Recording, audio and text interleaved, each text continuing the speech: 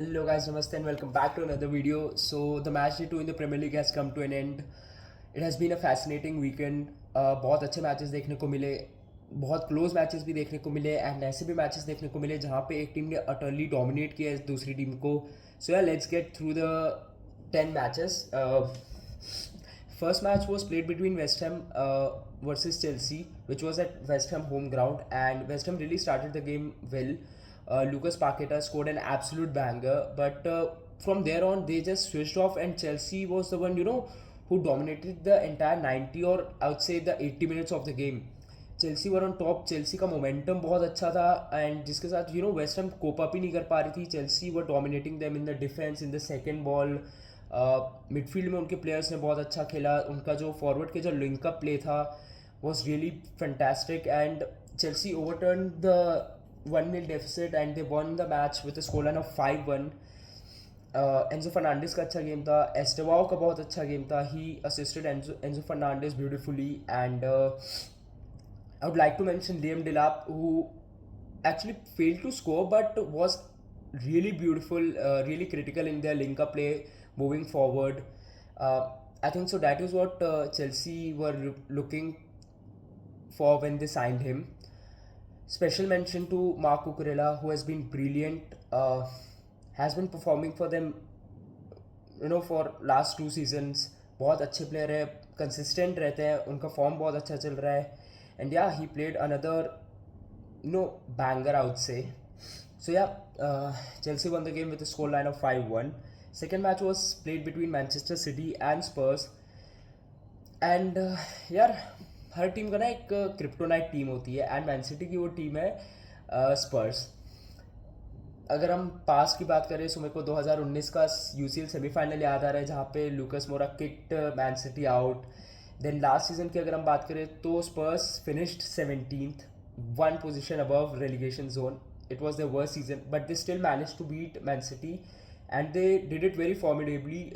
They won the last fixture against Man City with score line of 4-0. So yeah they clearly dominated City there. And इस बार भी इस season का जो उनका पहला एनकाउंटर था सिटी वर्सेस स्पर्स का, वो भी स्पर्स जीत गई है at Etihad with a score line of 2-0. So it is 2-2 for Spurs. They've started this season really well. Credit to Thomas Frank. He's a fantastic coach, and yeah, the future is looking bright for Tottenham Hotspurs, according to me. Third match was played between Bournemouth and Wolves, and Bournemouth won the match with a scoreline of 1-0. Fourth match was played between Brentford versus Aston Villa. इस match की अगर हम बात करें तो यार Aston villa से ना थोड़ा सा स्लो स्टार्ट देखने को मिल रहा है. I don't know why it is happening, but मैंने बीच में रूमर भी सुना था कि Aston Villa are looking to resign as Marco Asensio from Paris Saint-Germain, and I think so they should do it because they are seriously missing that spark in attacking scenarios according to me. So yeah, they lost and उनका start अच्छा नहीं रहा है. Brentford won their game जो उनके home ground पे था with a score line of 1-0. Is it troubling signs for Unai Emery? I don't think so. He will cope up, he will find a way. And even मैंने अपने prediction table में Aston villa को काफ़ी ऊपर रखा है. I've kept them in number 6th, I guess. So let's hope, fingers are crossed कि Aston villa come back, figure out whatever their problems are and solve it as soon as possible. Fifth match was played between Burnley versus Sunderland. Burnley won the match 2-0. It was at their home ground, and they are very good at their home ground. They fight really well. I don't know how they will play moving forward. I've kept them in relegation zone, and I feel they will be one of the teams that will be relegated because Burnley और अगर हम mid table teams की अगर हम बात करें, even Everton की बात करें या फिर समवन लाइक एस्टन विला की भी अगर हम बात करें तो क्वालिटी वहाँ पे क्वालिटी का डिफरेंस बहुत ज़्यादा है. दो good win for Burnley and let's hope कि वो इससे थोड़ा बिल्डअप कर पाए एंड कुछ अच्छे रिजल्ट्स निकाल पाए अपने लिए. Sixth match was played between Arsenal versus Leeds, and Arsenal, dominated Leeds. Gyökeres is here. He has announced himself. He scored a brace. One of them was a penalty, and second one was a decent goal, a typical striker goal according to me. Arsenal ने अपना जो जो ए game होता है वो पूरा ऐसे present किया था versus Leeds. It was a fantastic game. पूरा जो गेम था लाइक उनके जो एक एक प्लेयर थे उनको क्लियरली पता था what are their rules. Timber जो उनके राइट बैक है उनका बहुत अच्छा गेम रहा. टिम्बर स्कोर 2 गोल्स एंड दिख रहा था यार कि आर्सेनल क्या बिल्ड करना चाह रही है, क्यों प्लेयर साइन कर रही है. And it was a tactical masterclass according to me from Mikel Arteta यार. It was brilliant to see Arsenal play. It was total football at its absolute best. फिर हमको देखने को मिला Crystal Palace versus Nottingham Forest का game which ended in draw. Again Crystal Palace की हम बात करें so they are coming from a really good run of past games. उनका एकदम फेरी टेल फेस चल रहा है. Obviously they are a very hard team to beat and especially at their home at Selhurst Park. Nottingham Forest की भी अगर हम बात करें so last season they played really well. They were in number 3 for a significant amount of time, though they faded away because of the injuries and the fixtures, like the क्या बोलते हैं जो गैप होता है fixtures के बीच. though they faded away because of that, but again Nottingham Forest are a good team. their manager Nuno Santos is a really good manager. so yeah, अच्छा game देखने को मिला. it was a 1-1 draw. Though Crystal Palace expect करेंगे कि वो match जीते because it was their first game at their home in the Premier League season. But yeah it was good.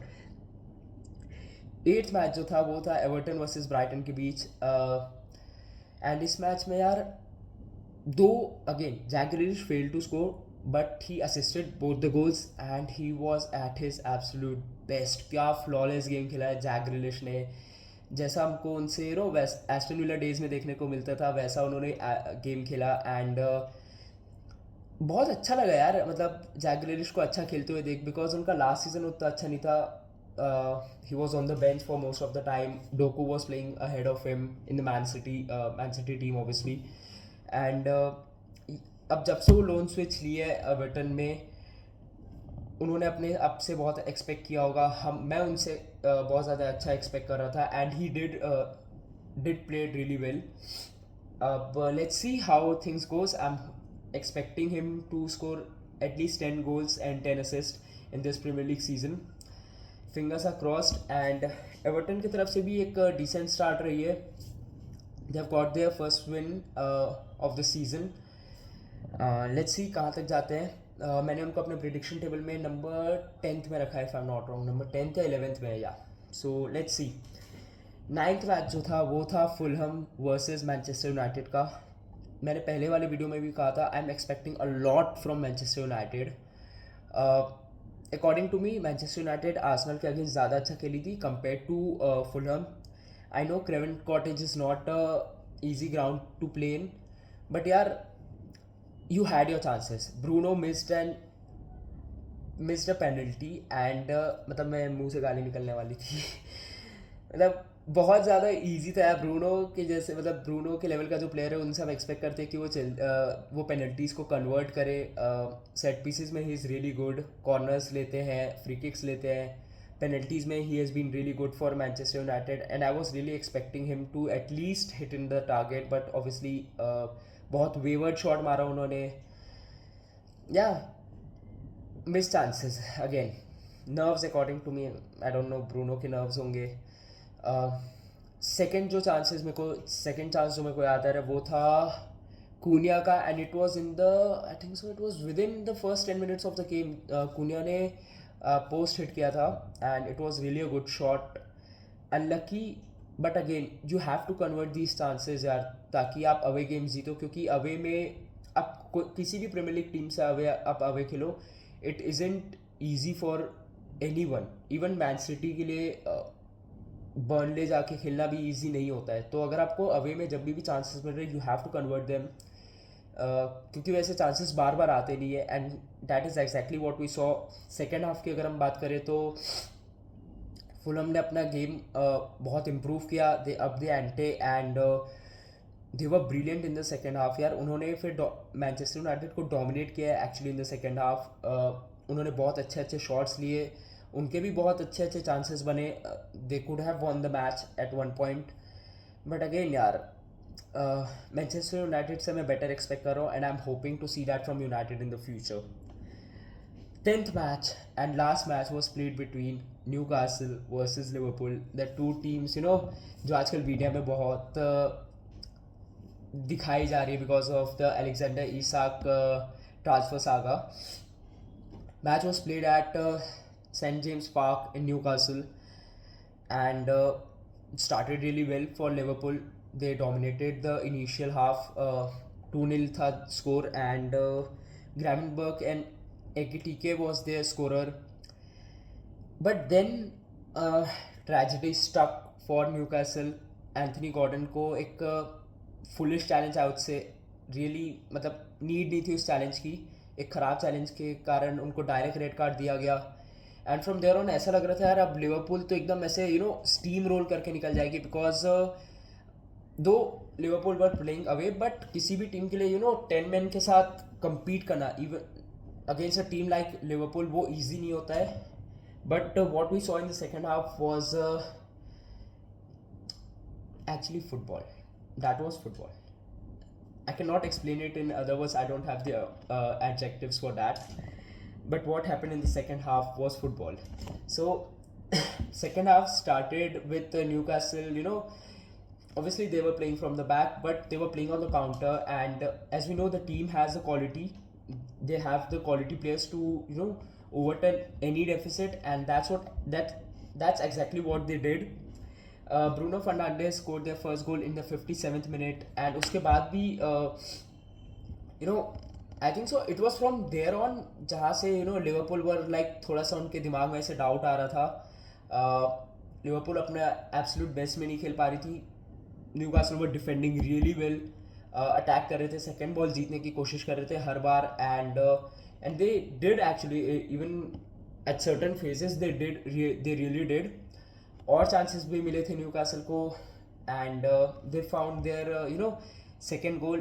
They equalise the game in the 88th minute and from there on उसके बाद से 88th minute के बाद से ना ऐसे 10 minute का game था जहाँ पे ऐसा लग रहा था न्यूकासल की तरफ से विनर आ ही रहा होगा because they were actually in the Liverpool's half and they were continuously taking shots from outside of the box. Their left back and right back वो making run putting in the crosses. ऐसा लग रहा था header से कहीं से भी कभी भी गोल आ सकता है but it was meant to be. And ये मैच हुआ फाइनली ख़त्म when an 16-year-old Rio Ngumoha, I don't know if I'm pronouncing his name right or wrong. So he's a 16-year-old from Liverpool Academy. When मतलब obviously उनको आर्ने slot ने introduce किया game में and he scored the final goal and it was really a beautiful one. Right wing से ball अंदर आई, Dominic सोबोस्लाई ने just ran over the ball, बहुत अच्छे से लीव किया एंड उन्होंने देख लिया था ऑब्वियसली रियो को. ही वॉज फ्री एंड रियो ने बहुत अच्छा फिनिश किया and won the game for Liverpool यार. And we have a superstar in our hands according to me. Brilliant player. जितना मैंने उनको देखा I am really impressed by him.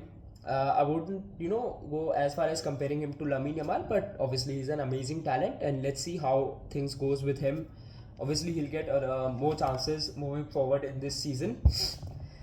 Yeah, that was it from the Premier League. Moving on to La Liga. मैं 2 match discuss करूँगा. First one Levante versus Barca. Levante in the first half played really well. They were leading 2-0. But then what happened is Barca happened. Barca first half में भी अच्छा खेल रही थी. It wasn't like Barca miss कर रही थी chance, मतलब इट वॉजंट लाइक कि बारसा बहुत ख़राब खेली है.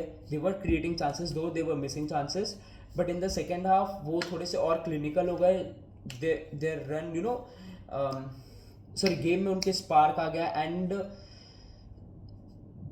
जो बारसा करती है यार, मतलब फिर जो डोमिनेट करती है and they just succumb you to the game, right? And that's what they did against Levante, and they won the match. Um it was in the 90 plus 6th or 90 plus 4th minute mein, when they won the match. They scored the third goal, and yeah, Barca won the game 3-2. It was an amazing comeback from them. And second game की जो मैं बात करना चाहूँगा वो है Oviedo versus real Madrid का. Obviously my team really played very well. Even in the first game, people were criticizing कि यार रियल मैड्रिड कैसा खेल रही है, स्लो खेल रही है, but we have to see how the other team is playing as well. First game में ओसासुना they were sitting एकदम like what we say, park the bus. They actually parked the bus, and Real moved the game really well, moved the ball really well in the first game, and they found a way to win the match. That's okay with me. दो penalty से कुछ भी हो, we need 3 points. Second game Oviedo game की बात करें, सो यहाँ पे हमको रियल मैड्रिड से बहुत ज़्यादा देखने को मिला कि how they want to play. Xavi की तरफ से समझ में आया कि वो कौन से प्लेयर को किस रोल में देखते हैं. Obviously we have seen Arda Guler coming back in to the midfield, coming back towards the defender for in order to ask the ball, and पीछे से वो गेम सप्लाई कर रहे हैं. He is controlling the game from behind, and वही चीज़ हमको देखने को मिली. मस्तानटोनो ने गेम स्टार्ट किया था in the right wing, and Rodrygo was the one who started in the left wing. Vinicius was benched. I would say 6 out of 10 game for Rodrygo. Mastantuono का बहुत अच्छा गेम था. I am impressed by him. 8 out of 10 for him.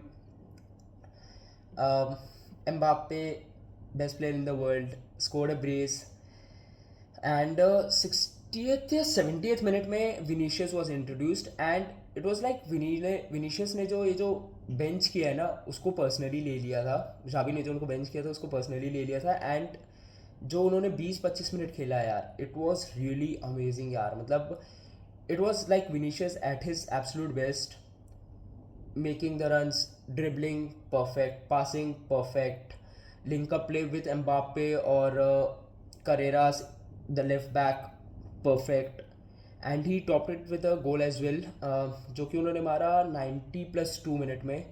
So obviously that would have given him a lot of confidence because उनका last season उतना अच्छा नहीं रहा था. So it has been a strong start for Real Madrid and Barca. Both the teams have won their opening 2 fixtures, and I'm a Real Madrid fan, so I would say I'm backing Real Madrid in La Liga as well. Champions League का देखते हैं. Transfer window is still left. Rodrigo जाते हैं कि नहीं, I don't know. Personally I don't want him to go, but yeah, let's see how things goes. That's it from match day 2 guys. Premier League amazing जा रहा है.